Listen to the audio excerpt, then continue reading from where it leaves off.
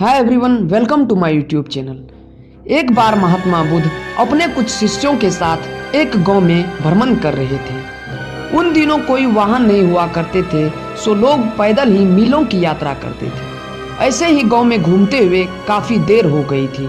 भगवान बुद्ध को बहुत प्यास लगी थी। उन्होंने अपने एक शिष्य को गांव से पानी लाने की आज्ञा दी। जब वह शिष्य गांव में अंदर गया तो उसने देखा वहां एक नदी थी जहां बहुत सारे लोग कपड़े धो रहे थे। कुछ लोग नहा रहे थे तो नदी का पानी काफी गंदा सा दिख रहा था। शिष्य को लगा कि गुरुजी के लिए ऐसा गंदा पानी ले जाना ठीक नहीं होगा। यह सोचकर वह वापस आ गया। महात्मा बुद्ध को बहुत प्यास लगी थी, इसलिए उन्होंने फिर से दूसरे शिष्य को पानी लाने की आज्ञा दी।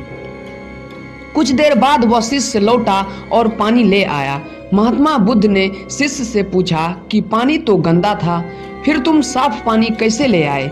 शिष्य बोला कि प्रभु, वहाँ पानी वास्तव में गंदा था, लेकिन लोगों के जाने के बाद मैंने कुछ देर इंतजार किया और कुछ देर बाद मिट्टी नीचे बैठ गई और साफ पानी ऊपर आ गया।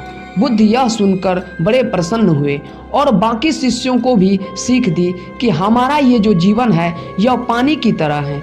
जब तक हमारे कर्म अच्छे हैं तब तक सब कुछ शुद्ध है, लेकिन जीवन में कई बार दुख और समस्या भी आते हैं जिससे जीवन रूपी पानी गंदा लगने लगता है।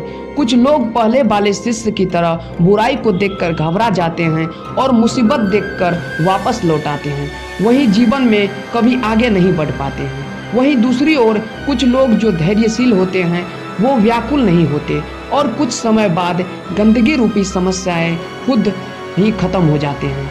तो दोस्तों, इस कहानी की सीख यही है कि समस्या और बुराई केवल कुछ समय के लिए जीवन रूपी पानी को गंदा कर सकती है, लेकिन अगर आप धैर्य से काम लेंगे तो बुराई खुद ही कुछ समय बाद आपका साथ छोड़ देगी। दोस्तों, आप लोगों को यह कहानी कैसी लगी नीचे कमेंट के जरिए हमें जरूर बताएं। धन्यवाद। God bless you all.